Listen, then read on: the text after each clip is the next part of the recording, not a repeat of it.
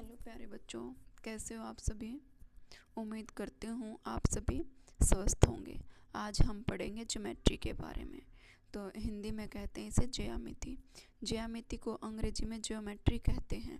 यह एक यूनानी भाषा का शब्द है जिसका अर्थ होता है भूमि को मापना। अगर आपसे कोई ये पूछे कि ज्योमेट्री का क्या अर्थ है तो आप क्या बताएंगे? भूमि को मापना। और ये कौन सी भाषा का शब्द है? यूनानी भाषा का। और ज्यामिति को अंग्रेजी में क्या कहते हैं? ज्योमेट्री। और अगर कोई ये पूछे कि ज्योमेट्री को हिंदी में क्या कहते हैं तो आप बताएंगे ज्यामिति। ज्यामिति ड्राइंग सीखने के उद्देश्य विभिन्न प्रकार की आकृतियों को बनाना, मापना तथा पहचानना है। यह चित्रकला का एक आवश्यक अंग है। चित्रकला का एक आवश्यक अंग क्या है? ज्योमेट्री। तथा यह अन्य विषयों में भी काम में आती है। गणितज्ञ, वैज्ञानिक, ड्राफ्ट्समैन, इंजीनियर, डिजाइनर तथा वास्तुकार सभी अपने कामों में इसकी सहायता लेते हैं। अब इस कक्षा में यानी कि छठी कक्षा में हम समतल ज्यामितीय आकृतियां जैसे रेखा, कोण तथा त्रिभुज आदि को बनाने पर चर्चा करेंगे। अब हम बात करते हैं ज्योमेट्री के उपकरणों की। इसमें सबसे मुख्य जो उपकरण है वो है स्केल, जिसको हम पैमाना कहते हैं। साधारण बोलचाल की भाषा में इसको क्या कहते हैं? फुटा। ज्योमेट्री बॉक्स में यह 15 सेंटीमीटर या फिर 6 इंच का होता है। इसके एक किनारे पर 1-1 सेंटीमीटर के 15 भाग होते हैं। जो स्केल होता है उसके एक साइड तो 15 भाग होते हैं 1-1 सेंटीमीटर के, यानी कि 15 सेंटीमीटर का होता है। और दूसरे किनारे पर 1-1 इंच के 6 समान भाग होते हैं, यानी कि ये 6 इंच का। बड़े फुटे की बात नहीं कर रहे हैं यहाँ पर। जो ज्योमेट्री बॉक्स के अंदर आता है ना, यहाँ पर हम उस स्केल की बात कर रहे हैं।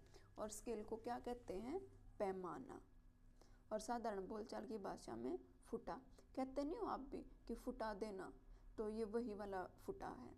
इसके बाद बारी आती है प्रकार की। प्रकार यानी कि कंपास।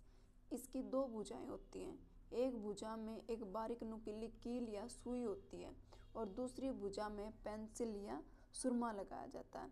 यह साधारण उपकरण कोण, चाप, वृत्त आदि बनाने के काम में आता है। यानी कि प्रकार किसे कहते हैं? इसकी 2 भुजाएं होती है। प्रकार की कितनी भुजाएं होती हैं? 2 भुजाएं होती हैं। एक भुजा में तो बारीक नुकीली कील की सुई होती है और दूसरी भुजा में पेंसिल लगाई जाती है। इसके बाद है विभाजक, डिवाइडर, जिसको आप बहुत कम यूज करते हो और करना चाहिए। ये भी प्रकार की बात है। इसकी 2 भुजाएं होती हैं, लेकिन इसकी दोनों, ये देखो यहाँ पर, इसके दोनों भुजा जो है सुई होती है इसके दोनों किनारों पर। प्रकार के अंदर तो ये पेंसिल आ गई एक तरफ सुई आ गई। लेकिन यहाँ पर डिवाइडर के अंदर आप देखेंगे विभाजक जो है एक तरफ सुई है, एक दूसरी तरफ भी सुई है। और इसका काम क्या होता है? ये आता है किसी भी रेखाखंड की लंबाई को नापने के या फिर विभाजन करने के। इसको हम चौड़ा बीड़ा करके नाप सकते हैं। इसके बाद है कोण मापक। ये अंग्रेजी के डी अक्षर के समान होता है। आप इसको नाम है इसका कोण मापक और प्रोटेक्टर, लेकिन आप इसको क्या कहते हो? डी। क्यों? क्योंकि इसकी शक्ल अंग्रेजी के डी अक्षर के जैसी होती है। इसके गोल किनारे पर 0 से 180 डिग्री तक के चिन्ह घड़ी की सुइयों की गति की दिशा में और विपरीत दोनों दिशाओं में अंकित होते हैं। कोणों को बनाने तथा मापने के काम आता है। ये थे ज्योमेट्री के मुख्य उपकरण। अब एक बार फिर से देख लो। ज्योमेट्री को हिंदी में क्या कहते हैं? ज्यामिति।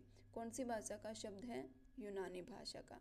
क्या अर्थ होता है ज्योमेट्री का? भूमि को नापना। और ज्योमेट्री में जो स्केल आता है वो कितने सेंटीमीटर का होता है? 15 सेंटीमीटर का। ज्योमेट्री के अंदर जो पैमाना आता है वो कितने इंच का होता है? 6 इंच का। प्रकार की कितनी भुजाएं होती हैं? 2 भुजाएं होती हैं। एक भुजा में बारीक नुकीली कील की सुई और दूसरी भुजा में पेंसिल लगाई जाती है।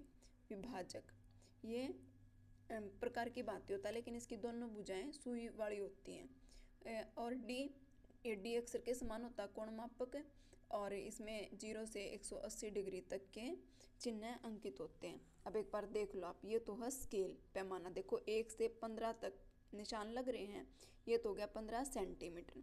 और 1 से 6 ये हो गए 6 इंच, ये हो गया तो प्यारे बच्चों, ज्योमेट्री के अंदर सेट स्क्वायर्स और होते हैं। यह दो प्रकार के होते हैं। एक में 90 डिग्री, 45 डिग्री तथा 45 डिग्री के कोण बनते हैं। ट्रायंगल क्या आकार के होते हैं? जैसे त्रिभुज होती है ना, उस तरीके के होते हैं। जो एक होता है, देखो इनकी शक्ल ऐसी होती है।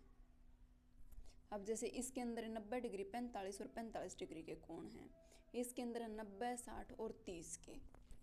ठीक है, आपके उसमें एक क्वेश्चन आ सकता है कि सेट स्क्वायर में एक कोण 45 डिग्री का, एक 90 डिग्री का, तो दूसरा कितना होगा? तो दूसरा भी 45 होगा, क्योंकि तीनों कोणों का जोड़ तो त्रिभुज, कोई भी त्रिभुज उसका 180 डिग्री होता है। और सेट स्क्वायर्स में एक में तो होता है 90 डिग्री और 45, 45 के दो कोण, और दूसरे में होते हैं 60, एक 60 का, एक 90 का और एक 30 का, यानी कि 90, 60, 30 और 45, 45, 90 तथा इसे 60 या 30 डिग्री का सेट स्क्वायर्स कहा जाता है। यह लंब खींचने, कोण बनाने तथा समानांतर रेखाएं खींचने के काम आता है और कुछ अन्य ज्यामितीय आकृतियां बनाने के भी काम आता है। और आप सबसे कम प्रयोग करते हो इनका। जब समानांतर रेखाएं खींचनी होती ना, तो इसे बहुत अच्छे से खींची जाती हैं।